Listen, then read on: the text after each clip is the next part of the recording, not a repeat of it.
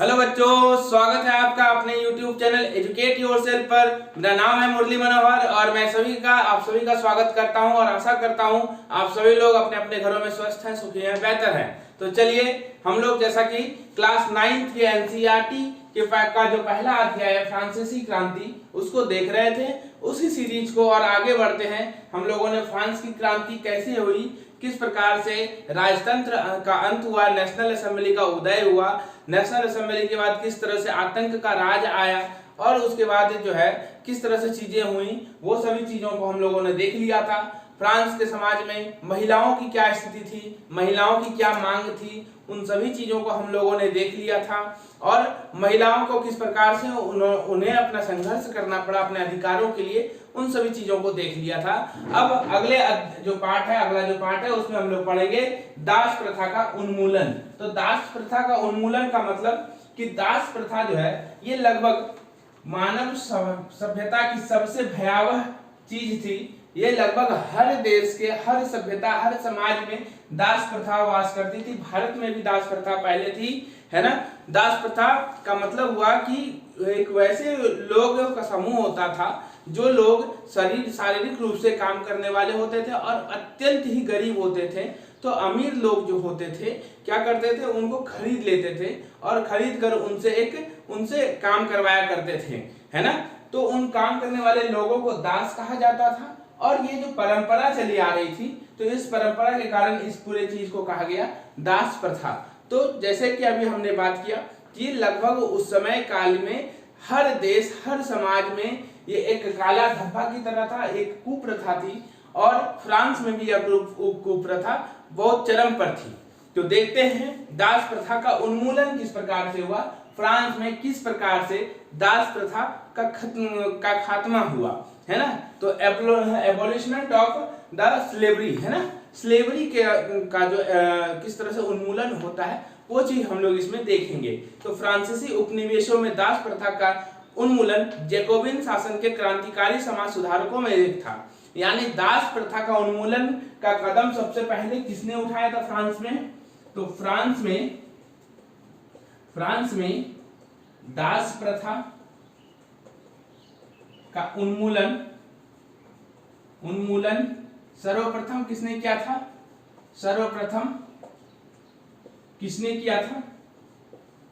किसने किया था? तो याद होगा बच्चों, हम लोगों ने पढ़ा था कि जैकोबिन क्लब जो बना था वो समाज के तृतीय वर्ग के वो लोग थे जो गरीब होते थे, है ना, जैसे किसान, मजदूर, घड़ी साज बुनने वाले, है ना, बुनकर वगैरह, ये सभी लोग जैकोबिन क्लब के सदस्य हुआ करते थे। तो इसलिए यही कारण है कि फ्रांस में दास प्रथा का उन्मूलन के लिए सबसे जो पहला कदम जिसने उठाया, है ना, वो था जैकोबिन सरकार ने। और इसके नेता कौन थे? रोबेस्पियर, है ना। जैकोबियन सरकार ने जो पहली बार जो है दास प्रथा के उन्मूलन के लिए काम किया था और उनकी एक जो सबसे बड़ी उपलब्धि उनकी सरकार की रही थी वो यही रही थी, है ना। तो देखो कैरिबियाई उपनिवेश कौन कौन से हैं? तो कैरिबियाई उपनिवेश किसको कहा जाता था उस समय? कैरिबियाई उपनिवेश इन सब बातों को जो मैं लिख रहा हूं उसे आप ध्यान रखेंगे, एग्जाम में पूछा जाता है। कैरिबियाई उपनिवेश किस किस जगह को कहा जाता था? तो मार्टिनिक,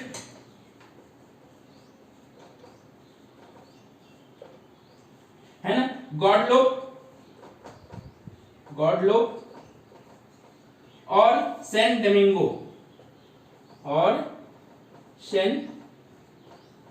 डोमिंगो, इन सभी को कैरिबियाई तीनों को के मिला जुला को रूप को क्या कहा जाता था? कैरिबियाई उपनिवेश। और ये जगह फेमस क्यों थे? तो कुछ अपनी विशेष वस्तुओं के लिए फेमस थे, जैसे तंबाकू के लिए फेमस थे, नील के लिए फेमस थे, है ना, शुगर के लिए फेमस थे, ठीक है, तो और कॉफी जैसी वस्तुओं के लिए फेमस थे, क्योंकि यहाँ पर इनका उपज बहुत ज्यादा था और इनकी मांग यूरोपियन कंट्रीज में बहुत ज्यादा होती थी, है ना।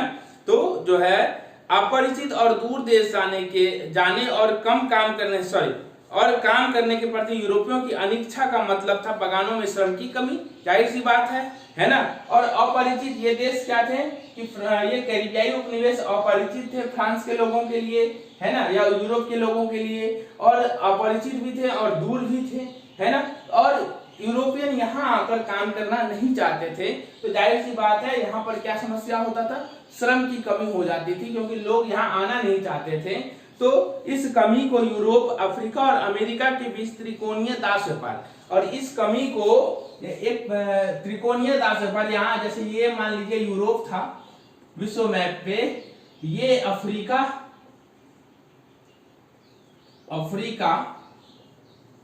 और एक यहाँ मान लीजिए अमेरिका होता था, अमेरिका, है ना।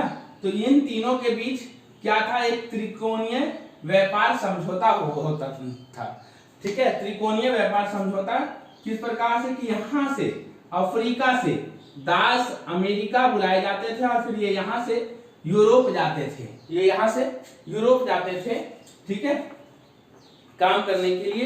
तो त्रिकोणीय दास क्या था कि दास, है ना, व्यापार इस कमी को यूरोप, अफ्रीका और अमेरिका के बीच त्रिकोणीय दास व्यापार द्वारा पूरा किया गया। दास व्यापार 17वीं शताब्दी से शुरू हुआ, यानी दास व्यापार कब से शुरू हुआ, दास व्यापार, है ना। सोचिए कितना भयावह बात रहा होगा कि आदमी को खरीदा और बेचा जाता था, है ना, बोली लगाई जाती थी, है ना। और मानव समाज में ये एक मानव दर्शन में भी ये कहा जाता है कि इंसान के लिए सबसे खराब जो फीलिंग होती है, एहसास होती है, कि उसे किसी वस्तु की तरह इस्तेमाल किया जाए। और उस समय दासों को बिल्कुल एक वस्तु की तरह इस्तेमाल किया जाता था, है ना। उनपे जो है बेड़ियों से उन्हें बांध कर रखा जाता था और उनका खरीद और बिक्री होता था बाकायदा, जैसे हटिया वगैरह लगता है और जिसमें खरीद सामानों और भेड़ बकरियों को हम लोग खरीदते और बेचते हैं, वैसे ही दास भी वहां पर एक मंडी में एक जगह रहते थे खड़े, सब हथियार हथकड़ी डाले हुए, और लोग आते थे और उनकी बोलियां लगाते थे। तो दास व्यापार शुरू कब हुआ था, लगभग ये 1600 ईस्वी के आसपास, क्योंकि 17वीं सदी बोल रहा है, तो 1600 ईस्वी के आसपास यह शुरू हुआ था। तो 17वीं शताब्दी से शुरू हुआ।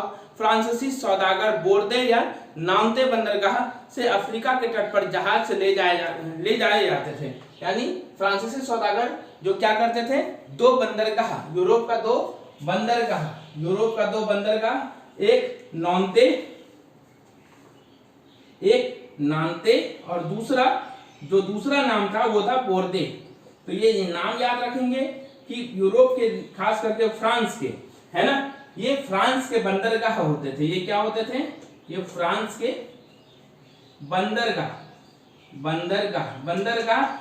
है ना, बंदरगाह जिस कहते हैं उस स्थान को जहां बड़े बड़े जहाज, समुद्री जहाज आके लगते हैं और समुद्र के माध्यम से वहां व्यापार होता है ना। और जहाजों में सामान को वहां पर लाया जाता है या वहां से लेके जाया जाता है, उस स्थान विशेष को बंदरगाह कहते हैं। और फ्रांस के दो फेमस बंदरगाह थे, नांते और बोर्दे।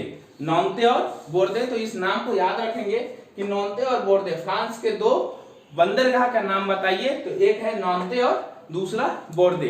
तो नांते और बोर्दे से अफ्रीका के तट पर जहाज ले जाते थे, जहां से वे स्थानीय सरदारों से दास खरीदते थे। दासों को दाग कर एवं हथकड़ियां डालकर अटलांटिक महासागर को पार कर कैरिबियाई देशों तक 3 माह की लंबी समुद्री यात्रा के लिए जहाजों में ठूस दिया जाता था, है ना। वहां पर ये यहाँ से यहाँ आते थे और यहाँ पर जो सरदार होते थे उनके सरदारों से दास खरीदते थे और उसके बाद उन्हें जहाज में भरकर लगभग 3 महीने की समुद्री यात्रा में ठूस कर, अगर कोई मर गया उस बीच तो उसे वहीं समुद्र में फेंक दिया जाता था। मतलब अमानवीय दशाओं से इन्हें गुजरना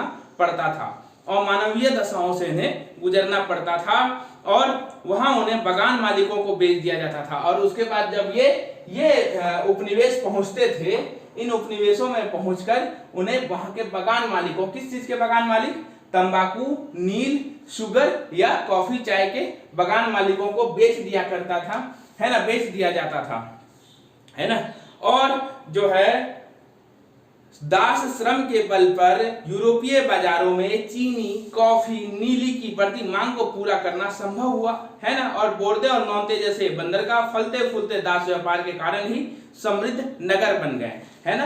अगर आप इतिहास पढ़े होंगे, थोड़ा सा इतिहास किस प्रकार से हम लोग, तो नगरों का जब इतिहास पढ़े होंगे तो उनमें एक कारण आप लोग पढ़े होंगे कि नगर बसने का एक कारण ये भी होता है कि वह व्यापारिक दृष्टिकोण से महत्वपूर्ण होता है। तो इसी प्रकार फ्रांस के ये जो दो बंदरगाह थे, ये व्यापारिक, क्योंकि दास व्यापार से ये इतने समृद्ध बन गए कि ये दो बंदरगाह वाला स्थान प्रॉपर एक पूरा शहर नगर में तब्दील हो गया था। ये इतना यहाँ पर दास यहाँ लाए जाते थे, उनको खरीदा जाता था, उनको बेचा जाता था, है ना। उसके बाद 18वीं सदी में फ्रांस में दास प्रथा की ज्यादा निंदा नहीं हुई। 18वीं सदी यानी लगभग वही जो 1700 का बात है ना। और उसमें ज्यादा निंदा जो है नहीं हुई, कारण क्योंकि फ्रांस में हम लोगों ने पढ़ा, शुरुआती जो है इस काल में फ्रांस में राजतंत्र था, और राजतंत्र और कुलीनों में जो है दास की जरूरत थी, है ना, क्योंकि उनके महलों में जो काम करने वाले होते थे, है ना, उनके घरों में जो काम करने वाले होते थे, तो उनको खुद दास की बहुत ज्यादा जरूरत थी। इसलिए उस समय काल में दास की बहुत ज्यादा निंदा नहीं हुई, दास की बहुत ज्यादा निंदा या दास प्रथा की बहुत ज्यादा निंदा नहीं हुई, है ना। नेशनल असेंबली में लंबी बहस हुई कि व्यक्ति के मूलभूत अधिकार उपनिवेशों में रहने वाली प्रजा सहित समस्त फ्रांसीसी प्रजा को प्रदान किए जाएं या नहीं, परंतु दास व्यापार पर निर्भर व्यापारियों के विरोध के भय से नेशनल असेंबली में कोई कानून पारित नहीं किया। नेशनल असेंबली के लोगों ने, जैसे कि हम लोग पहले भी पढ़ चुके कि उसमें पढ़ा लिखा समाज भी होता था, लेकिन पढ़ा लिखा और समृद्ध समाज दोनों के मिला जुला करके जो एक नया वर्ग उभरा था, मध्य वर्ग, है ना। तो नेशनल असेंबली में दास प्रथा पर बहस तो बहुत लंबी चली, विवाद तो बहुत लंबा चला कि इसको खत्म कर देना चाहिए, लेकिन नेशनल असेंबली में एक वर्ग था, व्यापारी वर्ग। एक क्या वर्ग था? व्यापारी वर्ग, और इनका पूरा व्यापार इन्हीं दासों के श्रम पर चलता था। इसलिए इनके भय के कारण ही, इन्हीं व्यापारी वर्गों के भय के कारण ही नेशनल असेंबली दास प्रथा को खत्म नहीं कर सकी, वहां केवल बहस ही होते रहा, है ना। और लेकिन अंततः सन 1794 में कन्वेंशन यानी नेशनल असेंबली का ही नया नाम हो गया था। कन्वेंशन याद है आपको, जब राजतंत्र का फाइनली अंत हो गया था, तो कन्वेंशन ने फ्रांसीसी उपनिवेशों में सभी दासों की मुक्ति का कानून पारित कर दिया, है ना। और नेशनल कन्वेंशन ने क्या किया? 1794 में, यानी 1794 में क्या किया? दास प्रथा का उन्मूलन कर दिया गया, खत्म कर दिया गया कानून लाकर, है ना।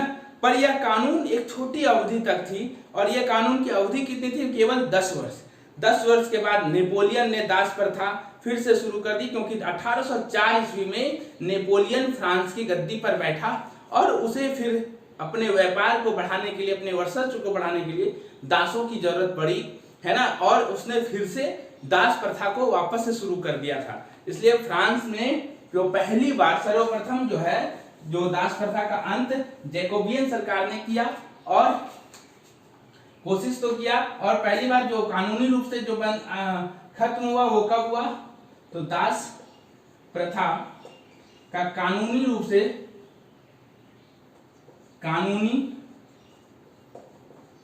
से उन्मूलन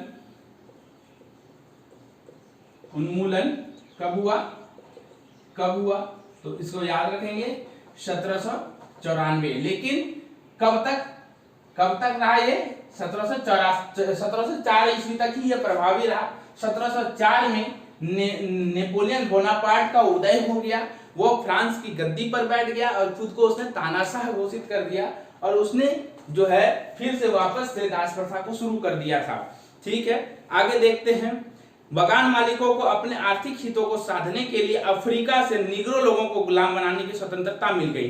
नेपोलियन के काल में फिर से ये आजादी मिल गई बगान मालिकों को कि वो निग्रो को दास बना सकते हैं। निग्रो कौन होते थे? तो अफ्रीका के वो मूल निवासी, है ना, अफ्रीका के मूल निवासी होते थे।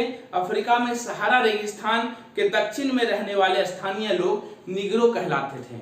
अफ्रीका के निग्रो कौन होते थे? तो अफ्रीका के सहारा रेगिस्तान के दक्षिण में रहने वाले लोग, ये क्या होते थे ना, रहने वाले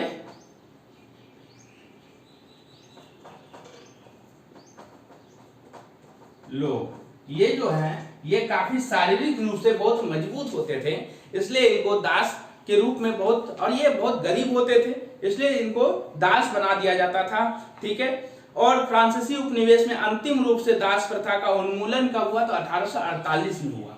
दास प्रथा का उन्मूलन अंतिम रूप से कब हुआ? दास प्रथा का उन्मूलन अंतिम रूप से फ्रांस में कब हुआ? तो ये एक इंपॉर्टेंट डेट है, याद रखेंगे। दास प्रथा का अंतिम रूप से उन्मूलन कब हुआ? दास प्रथा का अंतिम रूप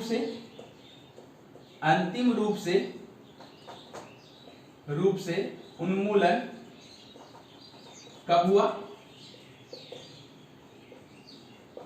तो 1848। उसके बाद फ्रांस ने पीछे मुड़कर नहीं देखा, क्योंकि उसके बाद लोकतंत्र की स्थापना हो गई थी, और 1848 के बाद जो है दास प्रथा पूरी तरह से फ्रांस से खत्म हो गई। तो इस पूरे चीजों को हम लोग एक छोटे से जो है चार्ट के माध्यम से समझ लेते हैं, जिसको आप लोग अपनी कॉपी में भी उतार लेंगे। मैं बार बार इस चीज को निवेदन पूर्वक कह रहा हूं कि जब भी आप यह वीडियो देखें, अपने साथ एक कॉपी और कलम लेकर और इस बुक को भी लेकर बैठे।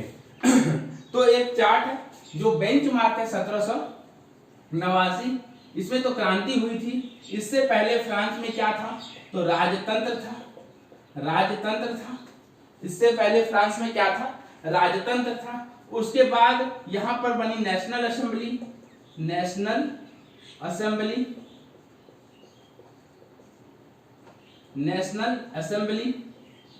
है ना।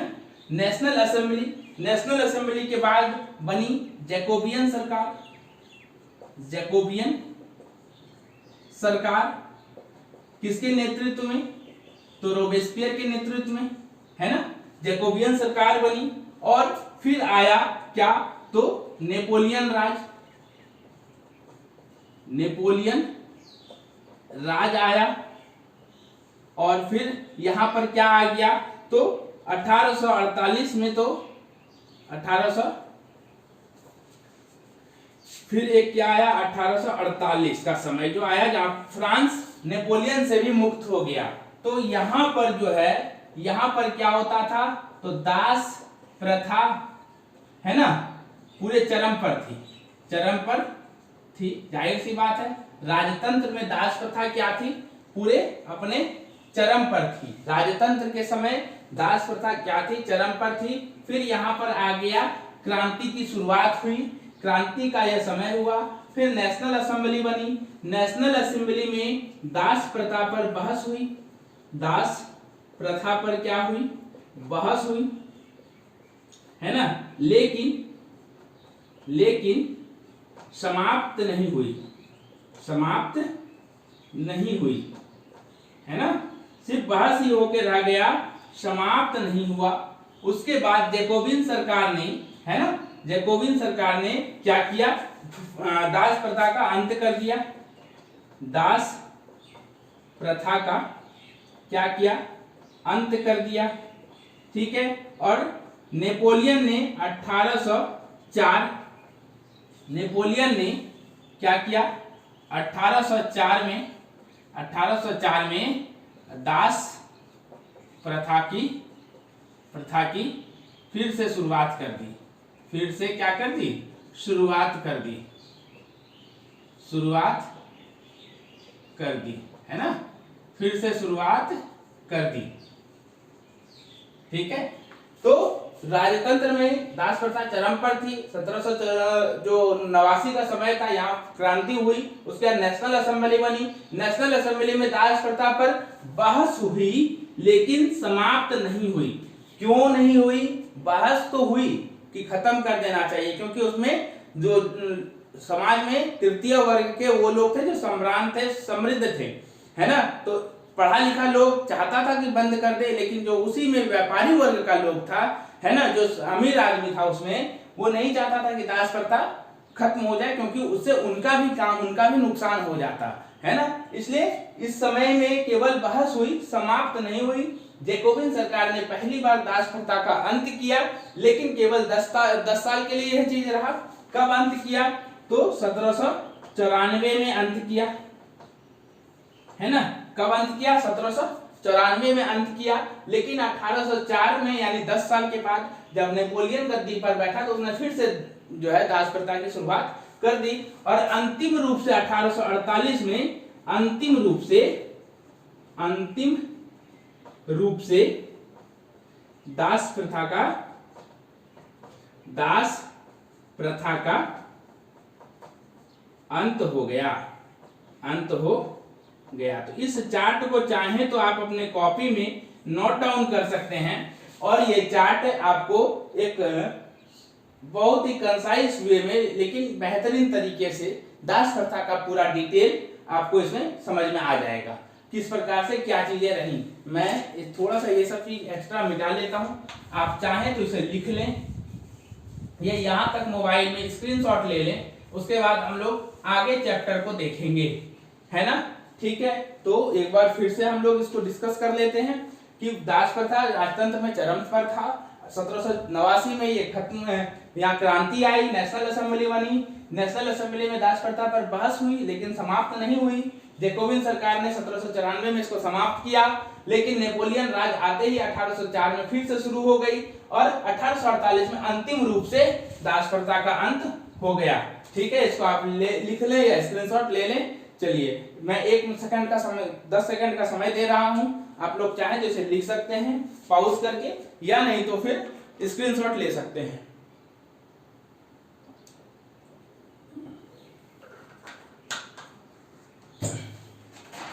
तो चलिए अब हम लोग आगे के चैप्टर में पढ़ते हैं, क्रांति और रोजाना की जिंदगी। तो इसमें हम लोगों को पढ़ना है कि क्या कोई क्रांति, है ना, रोजाना की जिंदगी पर प्रभाव डाल सकती है। तो बिल्कुल, है ना, क्रांति या राजनीतिक जो प्रभाव होते हैं उससे हमारी रोजाना की जो जिंदगी है, हमारा जो पहनावा है, हमारा जो बोली चाली है ना, हमारा जो खान पान का तरीका है, ऑलमोस्ट लगभग हर चीज बदल जाती है। अगर आप इसका एग्जाम्पल देखना चाहें तो आपने देखा था कि हम लोगों ने पढ़ा था कि जब जैकोबिन क्लब बना था तो उन लोगों ने अपना परिधान बदल लिया था, है ना। क्यों? क्योंकि वो परिधान एक प्रतीक था जो प्रभावित किससे था? क्रांति से ही तो प्रभावित था, है ना। ठीक है, और जैसे मुद्रा जो है वो बदल दी गई, है ना। तो आगे देखते हैं क्या राजनीति लोगों का, तो हम लोगों को क्या पढ़ना है अब, इसका लास्ट जो टॉपिक है वो यही है, क्रांति और रोजाना की जिंदगी। रोजाना की जिंदगी,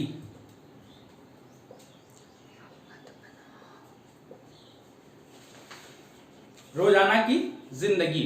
तो क्या राजनीति लोगों का पहनावा, उनकी बोलचाल अथवा उनके द्वारा पढ़ी जाने वाली पुस्तकों को बदल सकती है? तो सन 1789 के बाद के वर्षों में फ्रांस के पुरुष, महिलाओं और बच्चों के जीवन में ऐसे अनेक परिवर्तन आए। क्रांतिकारी सरकारों ने कानून बनाकर स्वतंत्रता एवं समानता के आदर्शों को रोजाना की जिंदगी में उतारने का प्रयास किया।